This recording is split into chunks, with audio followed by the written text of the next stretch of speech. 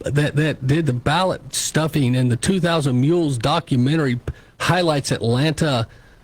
So Georgia is not the Georgia we know. And the interesting thing is there was a historical supposed mark of stones down in southern Georgia that people would go and look at. They've been there for quite some time.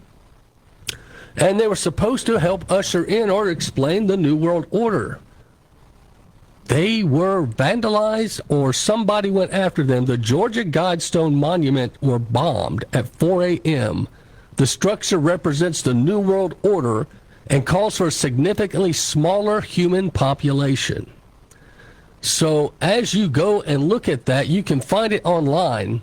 One of the outer pillars of the Georgia Guidestones, a Georgia monument located near the South Carolina border, was destroyed Wednesday morning. So it was 4 a.m. this morning.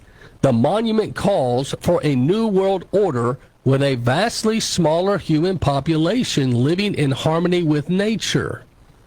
I don't know if you guys are aware of this. I've looked at it sometime.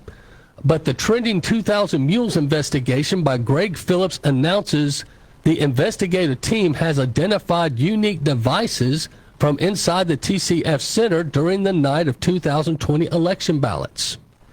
So the Georgia Guidestone 19-foot granite monitors, or monuments, if you will, are inscribed with 10 messages that are etched in stone in 8 different languages, including Arabic, Chinese, English, Hebrew, Swahili, Russian, Hindu, and Spanish.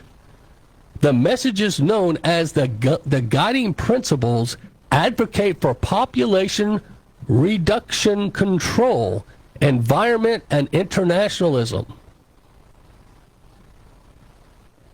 The monoliths, which are located 100 miles from Atlanta in the northeast corner of Georgia, were mysteriously erected March 22, 1980.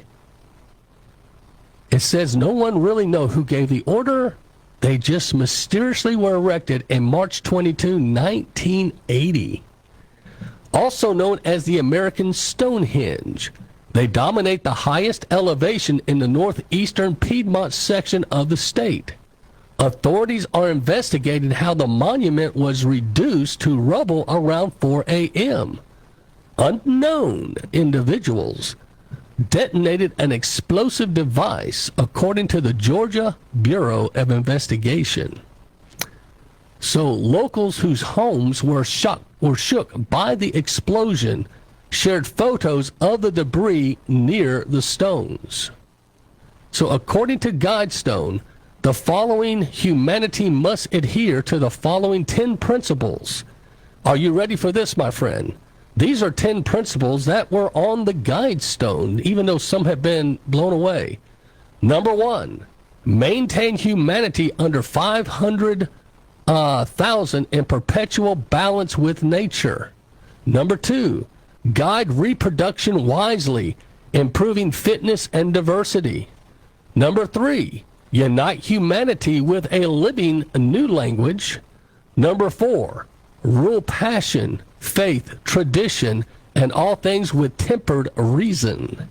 Number 5, protect people and nations with fair laws and just courts.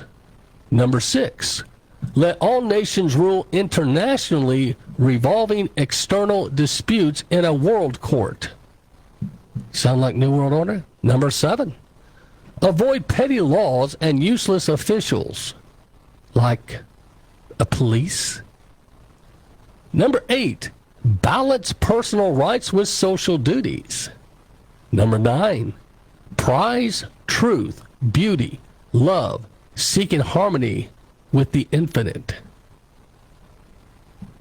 Number 10, be not a cancer on the earth.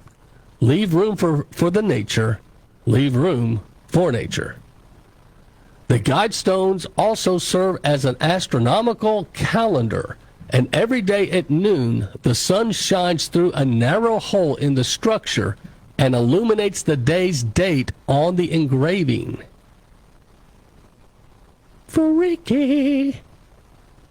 Have you guys been studying this? Interesting stuff. So again, I'll just read the header for you. You can go to the Gateway Pundit and read the whole story. Georgia Guidestones monument bombed at 4 a.m. Structure represents the New World Order, calls for a significantly smaller human population. Now, the thing I didn't know if you thought about, and I'm spitballing here, is that possibility that we're seeing so many things happening to our children and family units to avoid people that can populate. Can I say something without you going completely cray-cray on me? Homosexuals cannot procreate. Yes, they can adopt, but they can't procreate. Transgender can't procreate. You with me? When they push all these things and gender confusion among the children, they get them to experiment with things other than the natural boy and girl. It holds down unwanted pregnancies, and it holds down procreation, therefore the depopulation. And those of you that want a little kicks and giggles and like to go and try to prove me wrong, which you can't do because I do my research before I come on the show, Bill Gates has an organization, and it's called Depopulation of the World.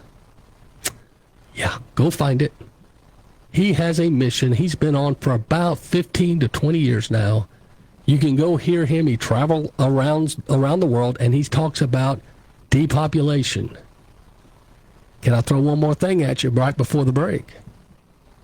They're finding out Bill Gates inoculations tend to sterilize children.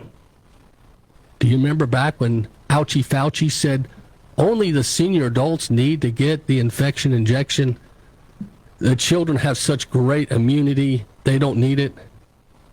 Now they're pushing for the children to get these infection injections.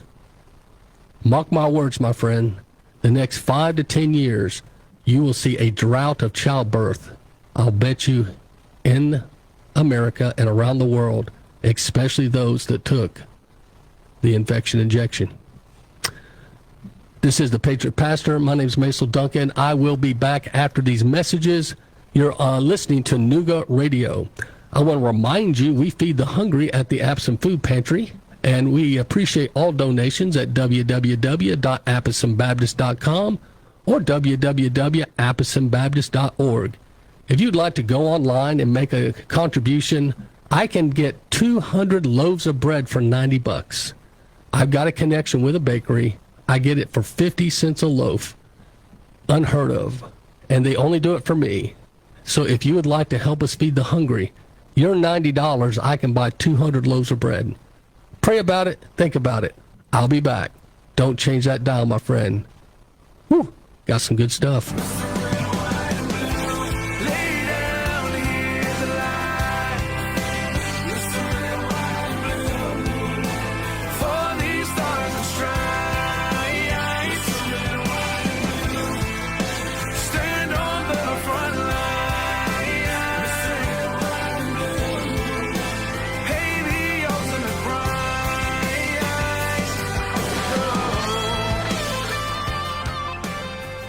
You're listening to the Nuga Radio Network. Nuga Radio.